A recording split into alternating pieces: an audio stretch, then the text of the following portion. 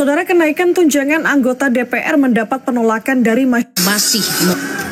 Tunjangan rumah bernilai fantastis 50 juta rupiah untuk anggota DPR menjadi polemik di tengah hidup masyarakat kecil yang kian sesak dan terdesak. Alasan adanya tunjangan tersebut karena rumah jabatan anggota DPR sudah rusak. Artinya, DPR tak lagi mendapatkan fasilitas perumahan di Kalibata, Jakarta Selatan.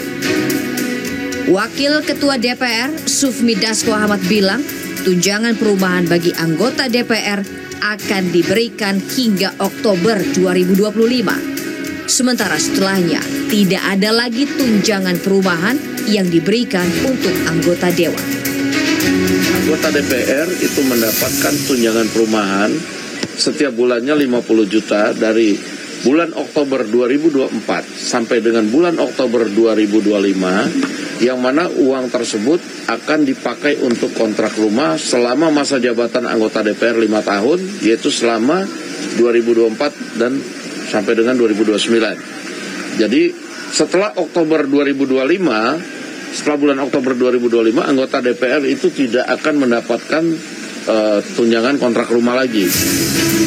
Melimpahnya pendapatan anggota DPR bak memperlebar jurang pemisah dengan potret masyarakat yang masih serba kekurangan.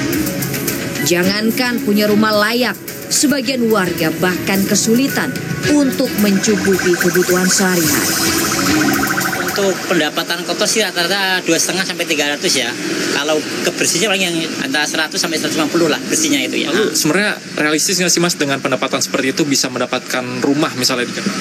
Jauh dari harapan. Kalau dengan pendapatan segitu sangat jauh. Kita nggak bisa dipastikan Pak. Kadang lagi ramai, ya begitu Pak.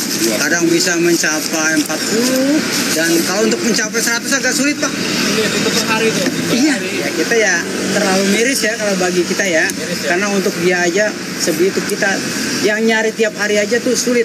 Untuk mencapai 100 ribu aja sulit. Sedangkan dia per bulan 50 juta. Nah. Satu keluarga di Kabupaten Sragen, Jawa Tengah bahkan terpaksa hidup di rumah tanpa atap selama 2 tahun terakhir. Dari 3 ruangan yang ada, hanya 1 yang masih layak digunakan. Kalau hujan gimana Bu?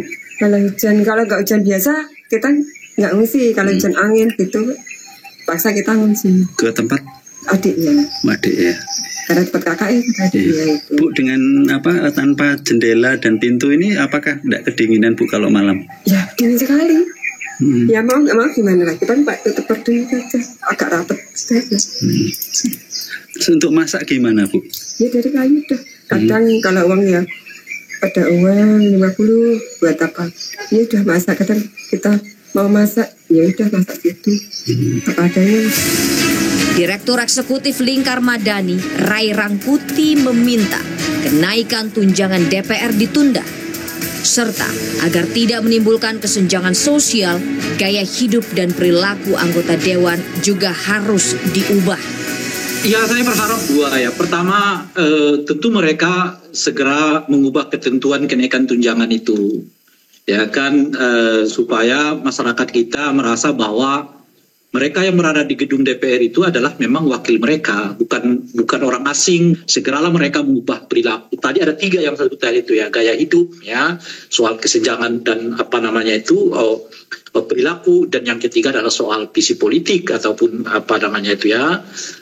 pandangan politik mereka gitu.